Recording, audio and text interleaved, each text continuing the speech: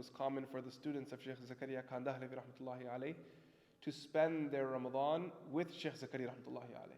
So they would spend the whole Ramadan with him in i'tikaf, in ibadah. So he said we were with Shaykh Zakariyya rahmatullahi alayh, and we were reading Taraweeh prayer. And it was in between the two rak'ats, we were waiting for the next rak'at to start, and then Shaykh Zakariyya rahmatullahi alayhi stopped the Taraweeh. And he turned around and he said, that is my Yusuf here? Shaykh Yusuf rahmatullahi alayhi, my mentor and teacher.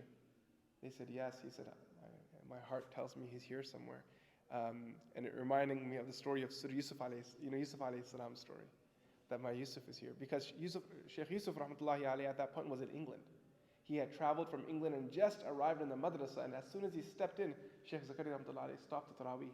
His father, Mawlana Anwar, says, I was there. I was in that majlis. I remember that day. I saw this with my own eyes. I was there. I saw this. That our Shaykh, he said, everyone stop the Taraweeh. Yusuf has arrived. And they went and checked, and Shaykh Yusuf rahmatullahi alayhi was in the back. He called him to the front. He embraced him and kissed him and held his hand and talked to him. And then he said, now lead Taraweeh prayer. And Shaykh Yusuf rahmatullahi alayhi, he spent his entire life just sharing the stories of suhbah with Shaykh Zakariyya rahmatullahi alayhi. I'll never forget when we studied Sahih al-Bukhari. Shaykh Yusuf rahmatullahi alayhi was our teacher. He came to dars, and we had been awaiting this day to study with him formally. I had been waiting for this day for 7 years. 7 years I was waiting to sit in that class. Because for 7 years, we did not have one complete period with Shaykh Yusuf rahmatullahi alayhi. The first complete period you would have with him was the Bukhari class, and that was the last complete period you had. You only had one period with him in your entire Alamiya program. So we waited for how many years? 7 years. You guys want your answer in 7 hours. We'll say how many years? 7 years. We waited for that dars. And I remember sitting like as if this was the happiest day of my existence.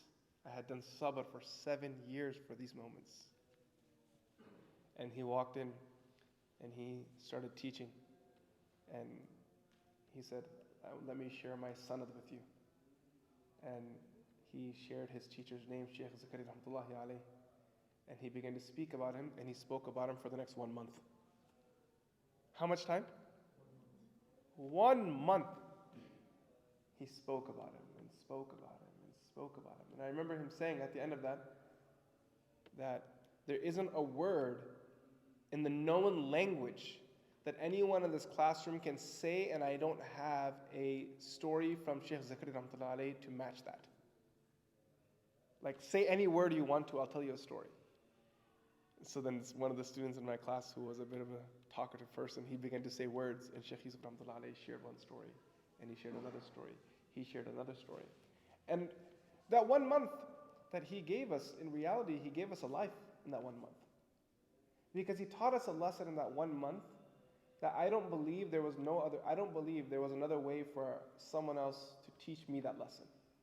The lesson that he taught in that 1 month was, what we gain in our life is a result of suhbah. Every moment he lived after that day, after the passing of his shaykh, was basically in reminiscence of those days. That's what it was. Just reflecting on those days, the khidmah, the thought, the writing, the traveling together, the advices his shaykh gave him, attending the durus, taking detailed notes, traveling with the shaykh, fulfilling the shaykh's request. That's the deen. That's our deen. Our deen is that suhbah. The deen is humbling yourself in front of a teacher. The deen is not fighting back. It's not arguing. It's not arrogance. It's not ego. The deen is a result of some humility. It comes into a person's heart when they're willing to be broken. When you listen attentively, when you accept that what's being said to you is what you need.